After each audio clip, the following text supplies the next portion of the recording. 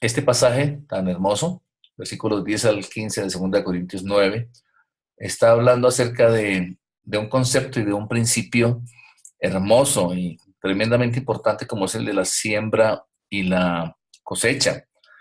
Eh, lo primero que dice aquí es que el Señor es quien da tanto la semilla como el alimento. Él da semilla al que siembra y da pan al que come. Y hay una promesa específica, una promesa preciosa, que es la promesa de provisión y de multiplicación. Dice que Él proveerá y Él multiplicará nuestra sementera y aumentará los frutos de nuestra justicia. Es un lenguaje definitivamente en el ambiente, en el contexto de la agricultura, de la siembra. Aquí en nuestros países siempre tenemos la oportunidad de observar, a veces inclusive de cerca, el tema de la agricultura. Somos países, así como lo era Israel en aquella época, donde la ganadería y la agricultura son base para la economía y para el sustento de los pueblos. Y acá habla de que el agricultor pues no se preocupa cuando sale a sembrar muchas veces grandes cantidades de semilla, porque él espera conseguir una abundante cosecha. Cabe notar lo primero es que para el agricultor el hecho de sembrar implica no vender o no consumir el total de su cosecha. A veces nos puede pasar que como muchas personas gastan no solamente todo lo que les ingresa, sino a veces más.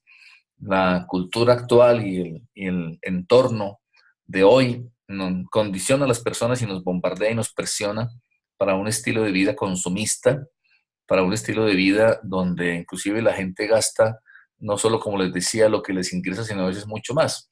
Y vemos una sociedad donde la gente está bastante endeudada y definitivamente las deudas pues traen preocupación, traen tensión, traen tristeza. El agricultor, en cambio, dentro de los principios, tiene que aprender que él tiene que, de la cosecha, tiene que apartar las mejores semillas, tiene que dejar un porcentaje, una cantidad para volver a sembrar, porque él sabe que si no vuelve a sembrar, pues no habrá futuras cosechas. De manera que esto genera un enfoque hacia futuro, no un enfoque inmediatista. Es una lección para nosotros, una enseñanza, que no estemos enfocados en solamente el hoy, en solamente el gastar lo que tengo y pues insisto en inclusive tal vez endeudarme y gastar más de lo que me entra, ¿no? Yo tengo que aprender a vivir con menos de lo que me entra. Uno de los principios que se comparten hoy especialistas en el tema financiero como Andrés Panassiou, que es bastante bueno en este tema, en programas de radio, en libros, siempre insisten en que un presupuesto saludable debe incluir obviamente el dar, que es, como veremos hoy, mínimo. Ese es el mínimo obligatorio, el 10%, y debe ser más para la obra de Dios, ofrendando, cuando damos con generosidad, y más o menos otro 10% para ahorrar. El agricultor deja las mejores semillas, las selecciona para volver a sembrar. Entonces es importante. Ahora, tal vez lo más importante, el principio más importante de este contexto, cuando habla aquí de que el Señor es el que da, como estábamos comentando, semilla al que siembra y nos da pan para comer, y las promesas, insisto, proveerá, multiplicará, aumentará los frutos, es entender que el Señor es el que nos cuida, somos sus hijos y Él nos alimenta de dos maneras. La primera manera como nos alimenta es de manera milagrosa, como vimos en la historia de Israel con el maná. Recordemos cómo el Señor por 40 años sostuvo a un pueblo de más de 1,5 millones de personas en el desierto a través del milagro diario del maná. ¡Wow! Eso nos tiene que decir algo, eso nos tiene que recordar que para Él no es difícil hacer milagros, él es lo normal para Él es lo sobrenatural. Y lo normal para Dios es hacer milagros. Así que necesitamos un milagro el día de hoy, este mes, para el sustento económico, para el alimento de nuestra casa. Pues tenemos un Dios que sabe hacer milagros y que para Él lo normal es hacerlos. Así que primera manera como Él nos alimenta es por medio de milagros. Todas las mañanas Israel salía antes de que el sol saliera a recoger el maná y dice que así recogieran poco o mucho, siempre era suficiente y era esa provisión diaria, no podían guardar para el día siguiente. Recordemos también esto, conectémoslo con lo que dice en el Evangelio de Mateo, capítulo 6, donde dice: buscad primeramente el reino de Dios y su justicia, y todo lo demás se os dará por añadidura. Así que ahí está hablando en Mateo 6 de estas necesidades esenciales. Dice qué comeremos, qué beberemos, qué vestiremos, y dice que no nos afanemos, que no estemos angustiados. Ese es un principio muy importante. En nuestra vida como creyentes necesitamos excluir el afán, excluir la ansiedad, la preocupación por el tema financiero, aprender a confiar en Dios, entender que tenemos un proveedor que en primer lugar nos da, como estamos diciendo, de manera milagrosa, por medio de milagros. La segunda forma, como Él nos provee, es por medio de la ley natural. Como acá habla del sembrar y del cosechar. Esta es una ley natural. Si sembramos hay una cosecha. Entonces, estos dos medios de provisión Él utiliza, pero Dios es la fuente. Ese es el principio más importante para grabar en nuestro corazón y recordar: nuestra fuente de provisión es Dios. Mi fuente y nuestra fuente no es el maná, los milagros como tales, o la ley natural, el empleo, el negocio, el trabajo.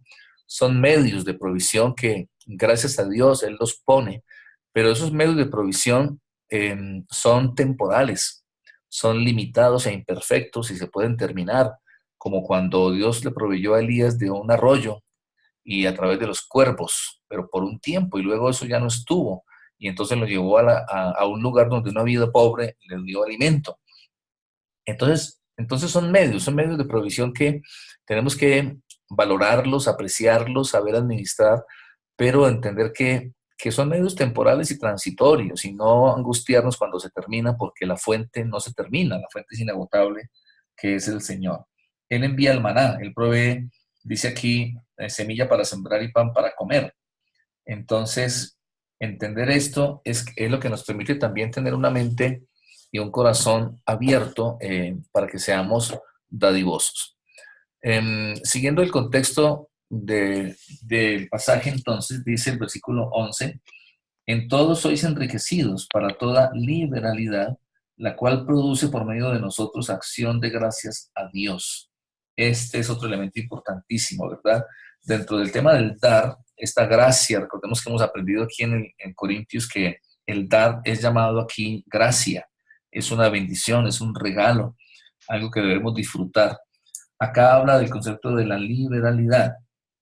La liberalidad implica cuando damos más de lo necesario, cuando tenemos una mentalidad de abundancia y no una mentalidad tal vez estrecha de escasez, como podríamos tener en muchos momentos en nuestra vida. El versículo 12 y 13 dicen también: porque la administración de este servicio no solamente suple en lo que a los santos falta, sino que también abunda en muchas acciones de gracias a Dios. Pues por la experiencia de esta administración, glorifican a Dios por la obediencia que profesáis al Evangelio de Cristo y por la liberalidad de vuestra contribución para ellos y para nosotros. Aquí lo que encontramos es que esta dinámica y esta visión y este principio del dar y el sembrar y cosechar y dar con liberalidad produce acciones de gracias a Dios. Esta forma de dar causará entonces que mucha gente le dé gracias a Dios por nosotros cuando damos, y Dios recibe gloria. Acá les puse en el chat una pregunta que es, a manera de ejemplo: ¿cuántos misioneros en la obra del Señor le dan gracias a Dios por mí? Hagámonos esta pregunta. ¿Cuántos misioneros, cuántas personas que sirven a Dios están agradecidos porque nosotros hemos practicado el principio del dar y hemos podido ser bendición para gente que sirve a Dios? ¿Y cuántas personas necesitadas pueden o están dando gracias a Dios por nosotros, porque de una manera abundante, generosa, a través de esta administración, de este servicio, hemos bendecido a personas y hemos glorificado a Dios? Qué lindo entender esto. Y como también hemos hablado, esto no tiene nada que ver con que seamos personas que nos sobre el dinero o algo parecido. Más bien, como también mencionaba yo a Andrés Panasiuk, tiene una frase que me llama la atención, que dice, y de hecho es un principio: dice que el que más tiene no es el que más gana, sino el que menos necesita. Es cierto, es decir, no se trata de ganar más. La gente piensa que cuando no le alcanza el dinero, cuando están endeudados, la solución es poder ganar más, que me suban el sueldo, producir más. Pero la realidad, dice la palabra de Dios, es que cuando aumentan los bienes, se aumentan los que los consumen, dicen Proverbios. Y eso significa es que de nada sirve aumentar los ingresos si no se hace una buena administración y si no se gasta menos. Entonces, así es, el que más tiene es el que menos necesita, es el que menos gasta, es el que aprende a ser organizado. Y dentro de ese dar, gastar, el dar es un principio que genera abundancia. Entonces, qué importante esa pregunta. Hay personas que están elevando acciones de gracias a Dios porque nosotros estamos dando generosamente, estamos ayudando. Hoy, lamentablemente, se ve en muchos ministerios, iglesias, escasez, situaciones de estrechez porque el pueblo de Dios no es fiel, ¿no? Malaquías dice eso, no haya alimento en mi casa. O también en el libro de Ageo, cuando reclama que la casa de Dios está desierta y estamos a veces preocupados solamente por nosotros y no por la obra del Señor. El versículo 14 y 15 termina diciendo, asimismo, en la oración de ellos por vosotros, a quienes aman a causa de la superabundante gracia de Dios en vosotros. Gracias a Dios por su don inefable. Una vez más aparece aquí el concepto de la gracia, la superabundante gracia, recordemos el regalo inmerecido. La gracia incluye todo lo que es belleza, todo lo que es armónico, todo lo que trae alegría, lo que trae felicidad y bendición. Es esta la manera como Dios quiere que vivamos. Dice aquí una nota que les puse también, no olvidemos que nosotros no estamos bajo la ley. Mucha gente no diezma porque no está bajo la ley y ese es un engaño, porque precisamente porque no estoy bajo la ley, debería no solo diezmar, sino dar más. El principio del Nuevo Testamento es ofrendar, que es dar generosamente, que es no estar contando los centavos y ras con ras dando lo que me toca, que es el 10%, sino dando de manera abundante.